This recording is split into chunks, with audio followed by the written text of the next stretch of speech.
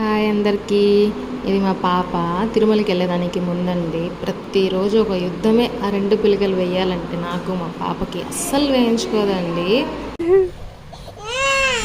గుండు కొట్టిచ్చేస్తా. తల మీద చెయ్యి పెడితే అస్సలు ఒప్పుకోదండి. అస్సలు నచ్చదు అమ్మాయికి.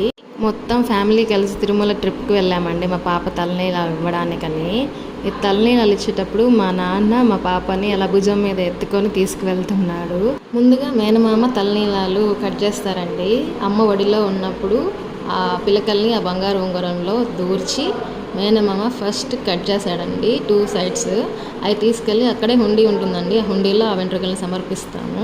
తలకి నెమ్ము చేయంగానే పాప రాగం తీసింది.